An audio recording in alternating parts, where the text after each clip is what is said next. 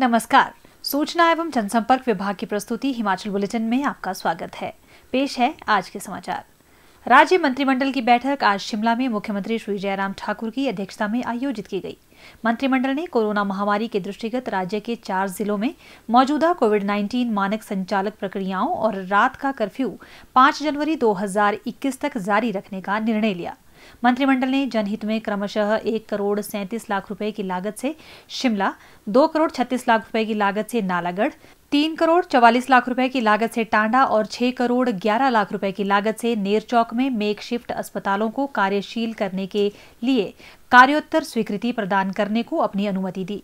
इनमें से 50% धनराशि CSIR व CBRI रुड़की को पहले ही प्रदान की जा चुकी है। मंत्रिमंडल ने निजी भूमि से पेड़ों को काटने के लिए 10 वर्षीय पातन कार्यक्रम के तहत हिमाचल प्रदेश भूमि संरक्षण अधिनियम 1978 के तहत जारी आदेश के पैरा 1 और 6 को संशोधित करने को अपनी मंजूरी प्रदान की।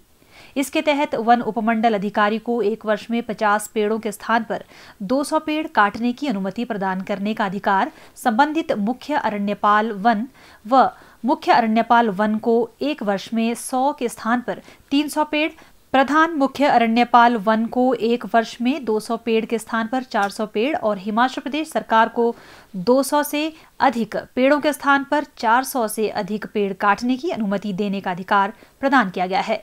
मंत्रिमंडल ने यह भी निर्णय लिया कि यदि पेड़ निर्धारित वर्ष में नहीं काटे गए तब सक्षम प्राधिकारी इस अवधि को 1 वर्ष तक बढ़ा सकता है। जहां भूमि की डिमार्केशन और पेड़ों की मार्किंग की प्रक्रिया निर्धारित 1 वर्ष के भीतर पूर्ण की गई हो और संबंधित DFO द्वारा कटाई के आदेश दिए गए हों किंतु पेड़ों की कटाई नहीं की गई हो या आंशिक रूप से की गई हो और जहां भूमि की डिमार्केशन प्रक्रिया और पेड़ों की मार्किंग की प्रक्रिया निर्धारित वर्ष के भीतर पूर्ण कर ली गई हो परंतु कटाई के आदेश जारी नहीं किए गए हों।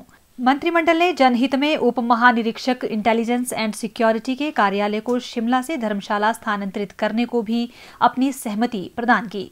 मंत्रिमंडल ने लोगों को बेहतर स्वास्थ्य सुविधाएं प्रदान करने के लिए इंदिरा गांधी मेडिकल कॉलेज शिमला के रेडियोथेरेपी विभाग के तहत दर्द और प्रशामक देखभाल सेल बनाने के लिए भी अपनी सहमति दी। मंत्रिमंडल ने राज्य में पूर्ण सुरक्षा उपायों को अपनाते हुए एरो खेल गतिविधियों को बढ़ावा देने के लिए Himachal Pradesh aero sports rules 2020 को अपनी अनुमति प्रदान की।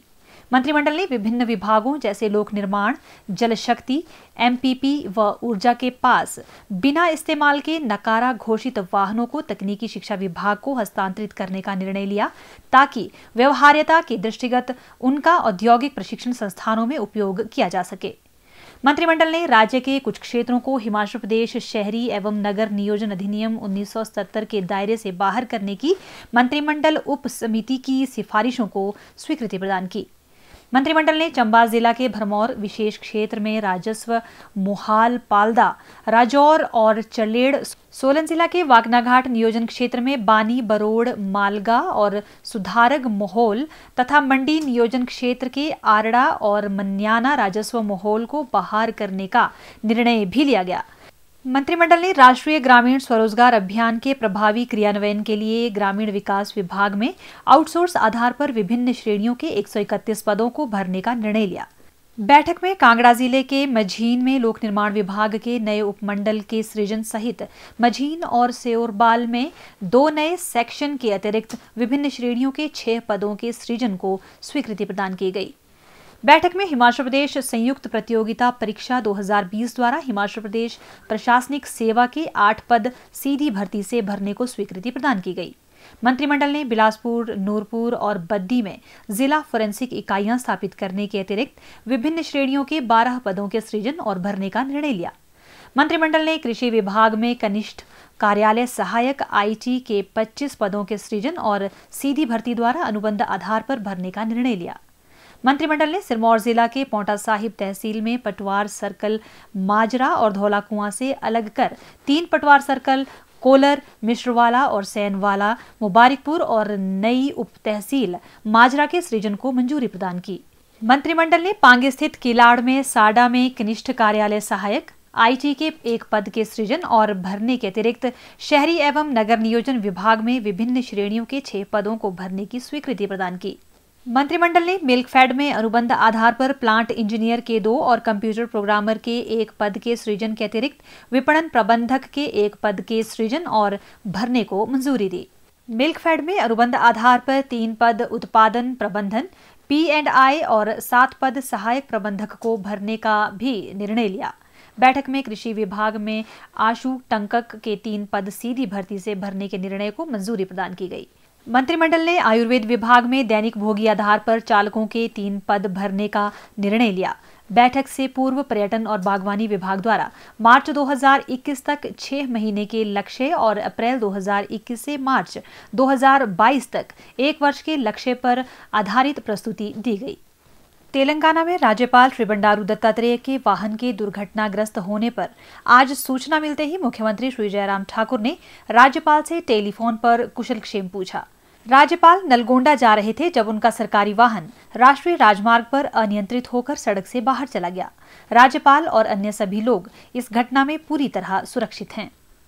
और अब कोविड-19 महामारी के दृष्टिगत मुख्यमंत्री श्री जयराम ठाकुर का प्रदेशवासियों के नाम संदेश। नमस्कार।